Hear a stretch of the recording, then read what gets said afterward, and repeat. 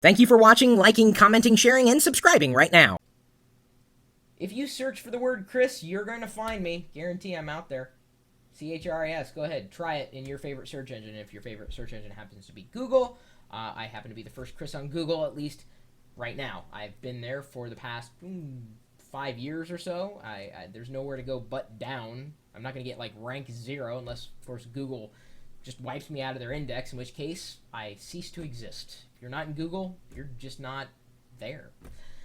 My email address is chris@pirillo.com, blog at chris.pirillo.com, community at geeks.pirillo.com, live video stream and chat room at live.pirillo.com. I think you know my last name by now. It's pirillo.com. Actually, that's kind of an interesting thought. Maybe I should have .com officially appended to my real last name, Pirillo. Well, where do you go to search? I mean, really, do you just only use one search engine? That's it? Well, I've got a recommendation that's submitted to me by someone who had seen earlier reviews of various search engines that we've done with videos on YouTube and the like. This search engine happens to be MSE360, and if you can't see that, I'm going to reverse the color scheme, so hopefully that'll be a little clearer. So now you can see a reverse orange teardrop ghost thing. So the icon here, the mascot of the website, is not what is interesting. What's interesting is what's gone into it. MSE360, now this is according to the author, at least one of the authors of this website, contains an anti-spyware feature powered by stopbadware.org. So when a site is hosting spyware or something that the user won't want to install, this site, MSE360.com, will warn them. The warnings show next to the result. He said, we find this will help users be safer when searching, and they plan to have user submissions at a later date. But it's interesting, and I'll pull up the results in a second just to kind of show you, and I'll zoom in and around on the screen so you can see. Another unique feature of this is that there are community results that are taken into consideration. So if I do a search, which I'm going to do, the first search I'm going to do is the word geeks to see what pops up. And you can see at the top of the search results, the community result for geeks is going to be whatever the community thinks is the number one or should be the result for geeks. So they're taking your opinion into consideration. Over the coming months, they plan to add much more in community search, users being able to design their own custom modules for the search engine, and they plan to launch a voting system somewhat like Dig next week. They say they're still young feature-wise, but they are, doing pretty well. And I got to tell you, I'm pretty impressed with the speed at which the results pull up from various sources, because it doesn't just pull up, general web results. It's got the web results, it's got Wikipedia searches, it's got blog searches, and then it's got image results as well. And I'll just show you here. I'm going to try to zoom in a little closer first to show you. There it is. It's a regular old search field. I'm going to zoom out, press search. There we go. So it took just a couple seconds. Now up here, look at that. Add web search result. Web search results. Oh, look at that. One of you guys out there, in the time that we were doing this review, submitted Chris Pirillo's Geeks Forums community. I don't know if it's just forums. Do you consider yourself a geek? Find other geeks here. So someone submitted that community link right up number one. WeBeatGeeks.com. So thank you. Who did that? Dylan Dash. Thank you so much for doing that. So you see it in action. So now you can help shape the search results. We are before number one for geeks. That's great. So there are the general web results. If I go to the right here, the Wikipedia search for geeks in space, blog search results, right there, and then off. That looks kind of weird. Let me reverse the colors again. There we go. Let's see here. We've got some interesting results for geeks, including gatherings of geeks. There's Tux right over there. Interesting. So I'll zoom out again, and we'll do another search. And I'm sorry that it's kind of bright now, brighter than it was. We'll do a search for spatula.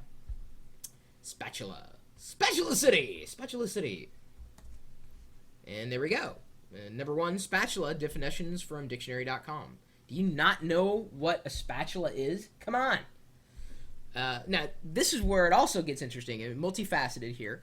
The if you go at the very top, right beneath the I guess logo at the top of the screen, you'll see previous page. You can click that, and it goes back to your most recent search results, so you can browse your search results. And that, I think, is kind of interesting, although it does say that they have an error in SQL syntax right now. Well, hey, you can't blame them. They are trying, no doubt about it. And let me get the logo right up there, MSE 360.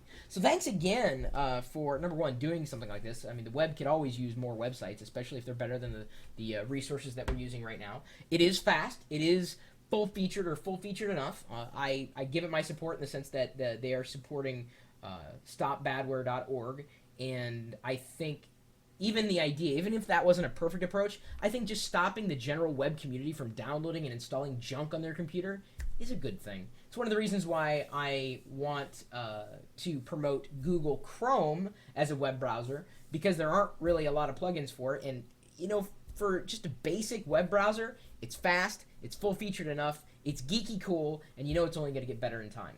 And I know other people have different opinions on that, and I'll let you discuss that. I haven't really played with it that often, but in the times that I have, I've certainly appreciated using it as a web browser. I don't know, you guys probably have different thoughts on search engines and web browsers. I know you do anyway. My email address, you have it. I gave it to you at the beginning of the video, unless you were not paying attention. It's chris@pirillo.com. You can also find me generally floating about the web.